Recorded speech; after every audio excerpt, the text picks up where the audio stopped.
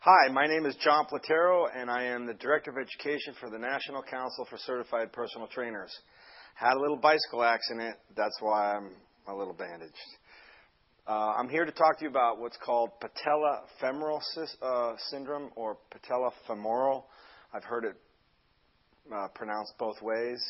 My niece actually has it, so I thought I'd film this for my niece, and hopefully you guys, or if you're a trainer, you'll get something out of it. Patella Femoral syndrome is kind of a catchphrase that it kind of means they really don't know what it is. And it's definitely not chondromalacia. Chondromalacia is the fraying or the wear and tear on the cartilage behind the patella. The patella is your kneecap, by the way. Okay?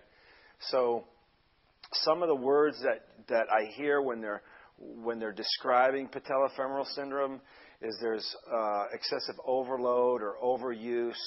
A lot of the causes are biomechanical, or there's some muscular dysfunction or imbalances.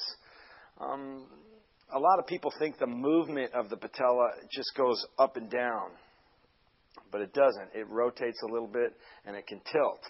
So any kind of dysfunction in the way this patella moves or sits in the joint is going to cause a problem.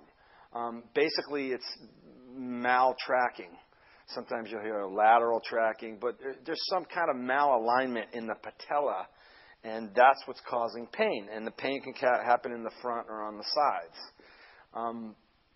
People who run a lot or jump a lot, or if you do a lot of stair stepping, or you walk on uneven surfaces or something like that.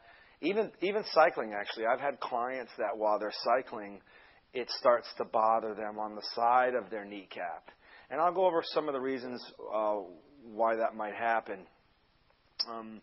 If you're a person or you know somebody, this happens a lot in younger people, but I've had clients that are in their 30s and 40s that have this. So if they're complaining about pain in the knee joint and they go to the doctor and they can't find something specifically torn, they kind of give it this catchphrase of patella femoral syndrome. So, or for example, let's say you know somebody or you're sitting in the movie and your leg is flexed or your knee is flexed, and that causes pain. They call that a moviegoer sign. So that could be a sign of patella femoral syndrome. So remember that this word is kind of a catchphrase. They're not really sure what the cause is or even how to treat it, really. So, and there's not a consensus to it. So I'm going to give you my version of what I think you should do.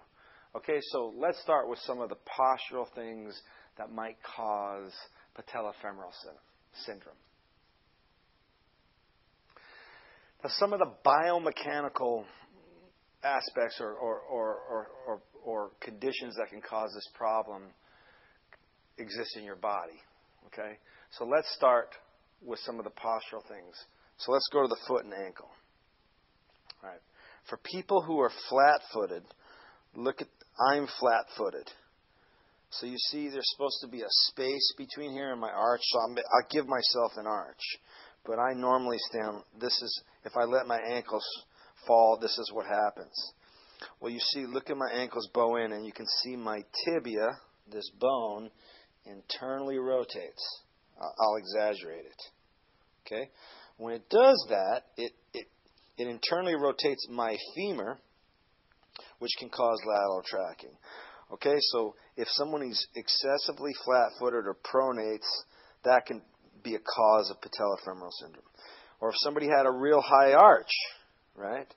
Sometimes they call that pes cavus, or a rigid foot. That means there's less cushion when the person goes to step, because when you go to step, you're supposed to pronate, and if you have a rigid foot, then that's going to cause more overload or more forces on the patella. When you look at the knee, right? The kneecap, or the center of the kneecap, is supposed to be like over this second toe.